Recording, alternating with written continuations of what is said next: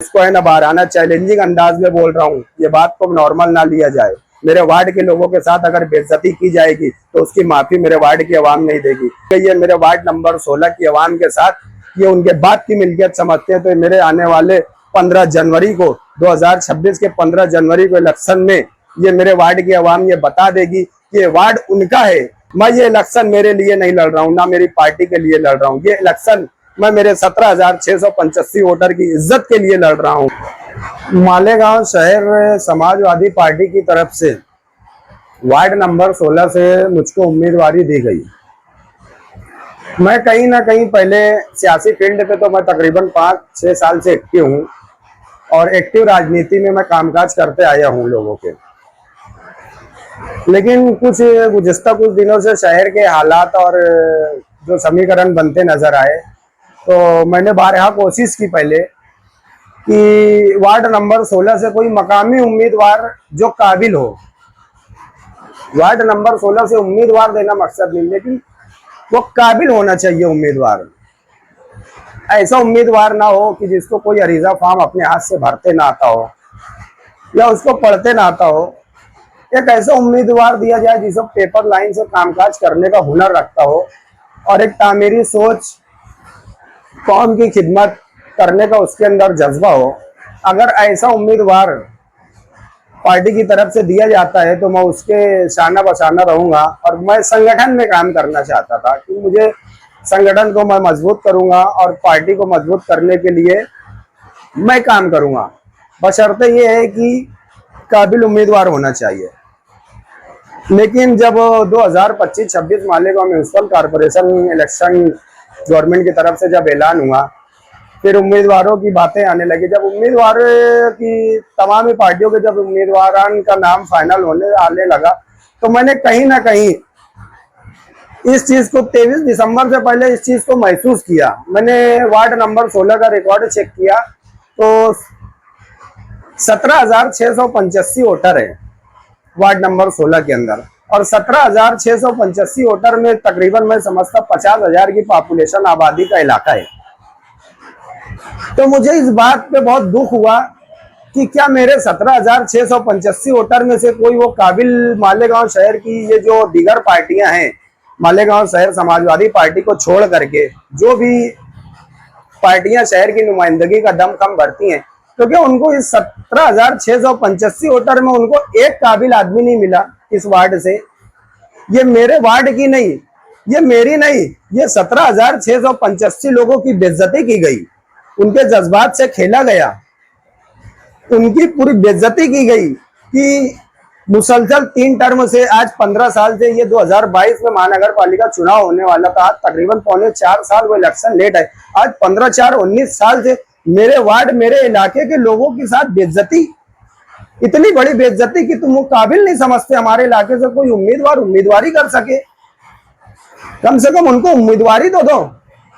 आप लोग हर मर्तबा बाहर के उम्मीदवार लाएंगे, गुंडागर्दी करने वाले उम्मीदवार लाएंगे, लड़ाई झगड़े वाले उम्मीदवार लाएंगे, जाहिल उम्मीदवार लाएंगे।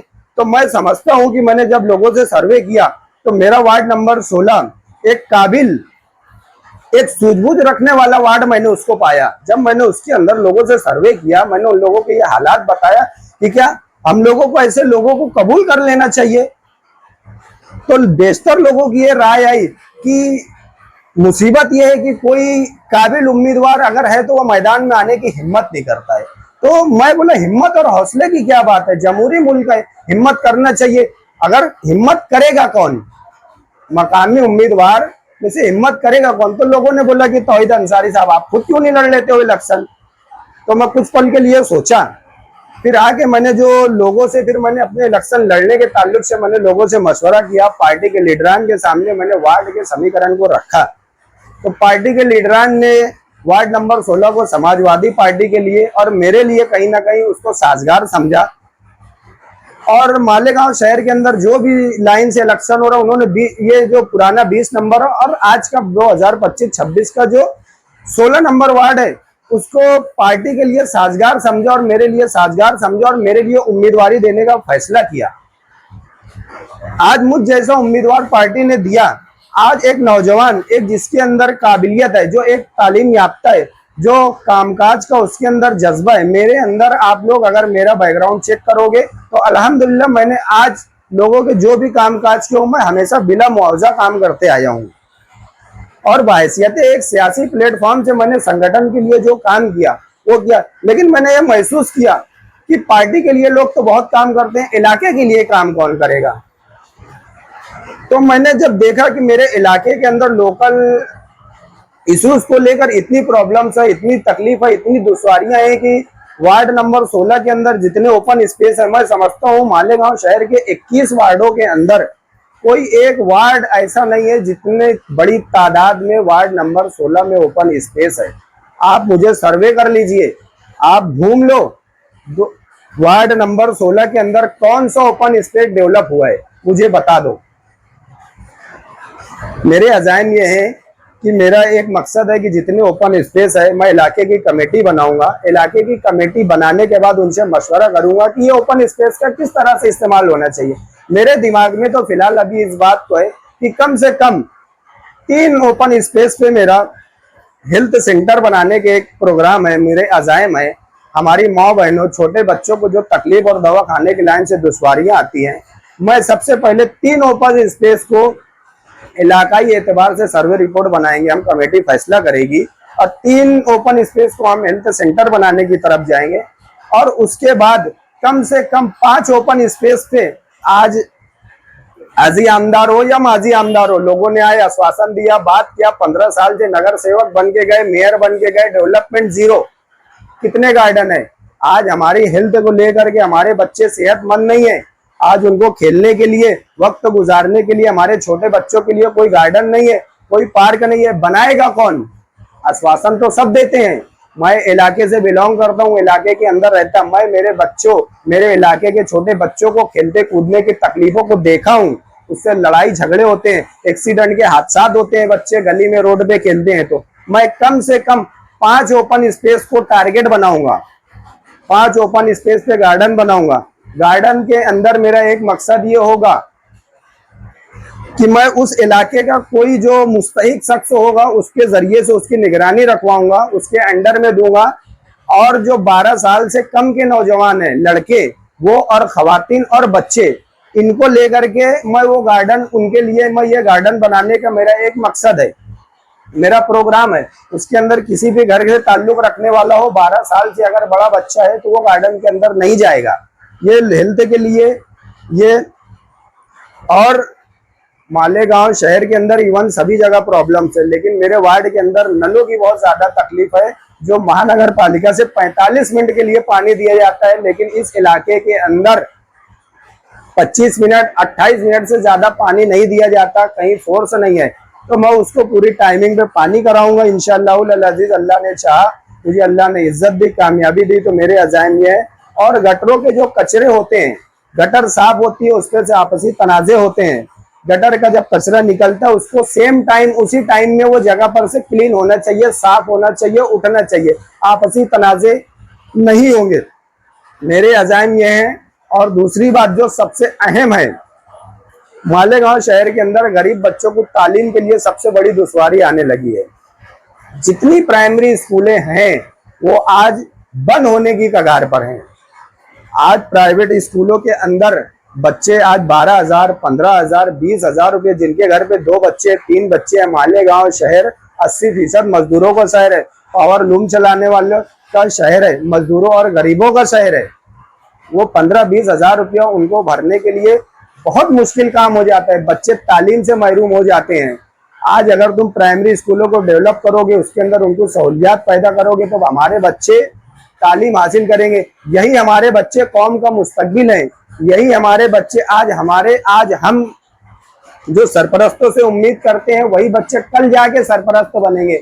आज वो कोई अगर उनके हाथों में कागज और कलम देने का काम अगर हम करेंगे तो मैं समझता हूं कि उनके अंदर सलाहियत खुद ब खुद आ जाएगी।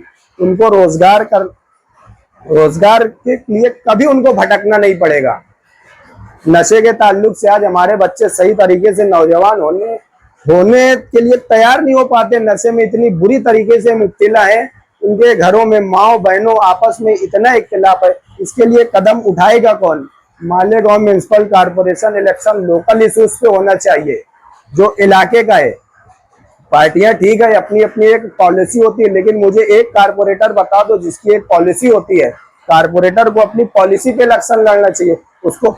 आज मालेगांव शहर के अंदर मैंने अभी अरीजा फॉर्म करने के टाइम मैंने देखा, अक्सर बेशतर उम्मीदवारों को देखा कि वो अपना अरीजा फॉर्म अपने हाथ से नहीं भर पा रहे हैं। कोई दूसरी पढ़ा है, कोई चौथी पढ़ा है। अल्हम्दुलिल्लाह तौहीद अंसारी को अल्लाह ताला ने तालीम याफ्ता बनाया। मैं ग्रेजुएशन किया हूँ, मैं एक तालीम याफ्ता उम्मीदवार हूँ, कामकाज करने का हुनर है मुझके अंदर। आज मेरे ऊपर कोई पुलिस केस नहीं है, मेरे ऊपर कोई क्रिमिनल केस नहीं है, बेदाग साफ सुथरा उम्मीदवार है। आप मेरे बरअक्स मेरे खिलाफ जितने उम्मीदवार है उनका बैकग्राउंड चेक करिए, एक बार अपने दिल की आवाज सुनिए।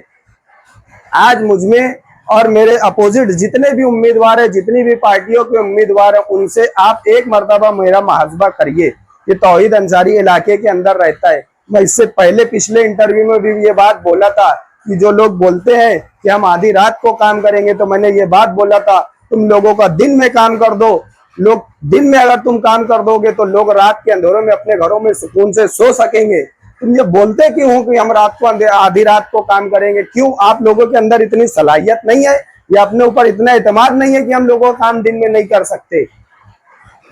मैं इलेक्शन में चुन करके आने के बाद अल्हम्दुलिल्लाह हमारे हक में हालात साजगार हैं। मुझे अल्लाह से उम्मीद है और मेरे इलाके के लोगों से मुझे इस बात की उम्मीद है कि लोग मुझे कबूल करेंगे, क्योंकि जिस तरह से मैंने मालूमात लिया, सर्वे किया, उसके बाद मैंने उम्मीदवारी का फैसला किया।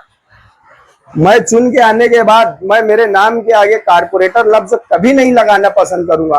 मैं चाहता हूं कि वार्ड के लोग जिस तरह मुझे अपना बेटा और मुझे अपना भाई मानते हैं, तो इलेक्शन में से चुन के आने के बाद भी मुझे अपना बेटा और अपना भाई ही माने। मैं कारपोरेटर के दर्जे में काम नहीं करना चाहता, मैं आपका बेटा आपका भाई बन के काम करना चाहता हूं। लेकिन अल्हम्दुलिल्लाह अल्लाह ताला ने इतनी तालीम दिया है, इतना हुनर दिया है कि लोगों का बेटा और भाई बन के काम करूंगा। लेकिन अगर ऑफिसरान मेरे लोगों का कामकाज करने के अंदर, मेरे कामकाज करने में अगर दुश्वारी करेंगे, तो मैं लोगों के लिए उनका बेटा उनका भाई और मैं ऑफिसरान का बाप बन के काम करूंगा। ये कान खोल करके सुन लिया जाए।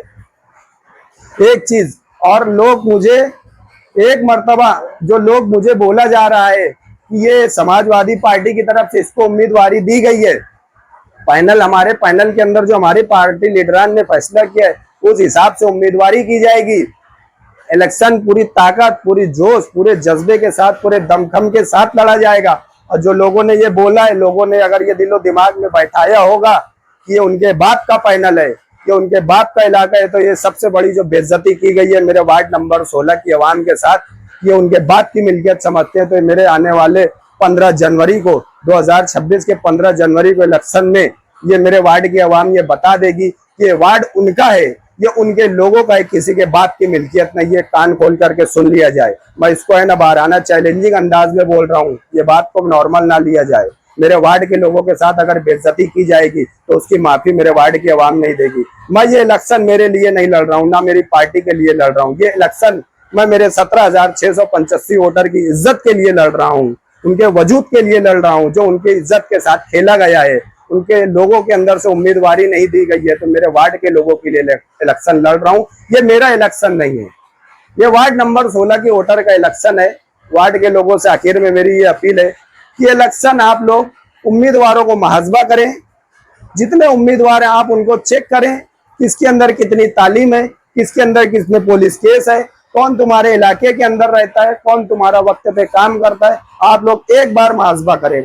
मुझे किसी की 1000 वोट नहीं चाहिए, मुझे सिर्फ आप अपनी एक वोट दे दें, सिर्फ एक वोट। आप अपने घर परिवार की और अपने अगर दोस्त अहबाब की वोट दे देंगे तो दरिये दरिये से कतरा बनता है, कतरे कतरे से समंदर बनता है।